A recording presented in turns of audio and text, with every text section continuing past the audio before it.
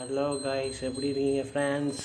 நம்ம குட்டி channel version 2.0 நம்ம வீட்டு பிள்ளை சீசன் 3 பார்ட் நம்பர் 30 சீரீஸ் 30 பார்த்தீங்க ஃப்ரெண்ட்ஸ். இருக்கான் குட்டி எடுத்து நல்லா வளர்க்கணும் ஃப்ரெண்ட்ஸ். நல்லா வளர்த்தானா குட்டி நல்லா இதாக இருக்கும். என்ன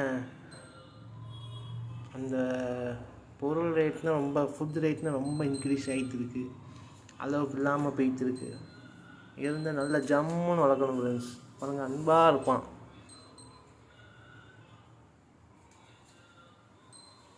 அமைதியான குட்டி, எட்டியாபுரத்து குட்டி,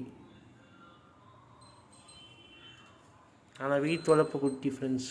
கம்முடி சைட்லலாம் குட்டி வாங்கினா நல்ல குட்டி கிடைக்கும் ஃப்ரெண்ட்ஸ். நல்ல பெரிய பெரிய குட்டியாக. கம்முடியிலனா கம்மி, ரொம்ப ரேட்டு. அது எங்கேயுமே கம்முடி கிடையாது. ராம்நாத் டிஸ்ட்ரிக்ட் கம்முடியில் போனால் இந்த மாதிரி குட்டி வந்து தூக்கலாம். ஏன்னா அந்த கம்முடி சைடில் நல்ல வளர்ப்பு இருக்கும், நல்லா வளர்ப்பாங்க. எட்டியாபுரத்தில் குட்டி வந்தாலே ரேட்டு கூட தான் இருக்கும்.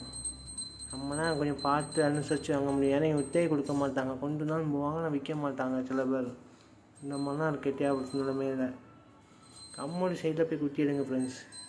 எல்லோரும் செம்மறி ஆடு ஃபார்ம் போடுறீங்க, விற்கணும்ல ஃப்ரெண்ட்ஸ். இந்த வருஷம் பக்ரீத்துக்கு நிறைய ஃபார்மில் வந்து சேல்ஸ் இல்லை friends. School opening, Bakrid sales வந்து ரொம்ப வர பக்ரீத் சேல்ஸ் ரொம்ப கம்மியாகிட்டு இருக்குது. போன வருஷமும் ரொம்ப இந்த வருஷமும் நிறைய குட்டி வந்து சேல் ஆகலை.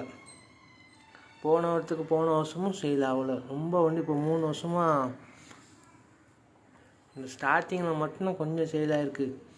மற்ற அளவுக்கு சேலே கம்மி தான். இந்த பக்கத்தில் நிறைய குட்டி இந்த தடவை மிஞ்சி போச்சு. என்ன பண்ண முடியும் ஃப்ரெண்ட்ஸ்? செம்பரியாக்கில் எல்லோரும் வளர்க்காங்க.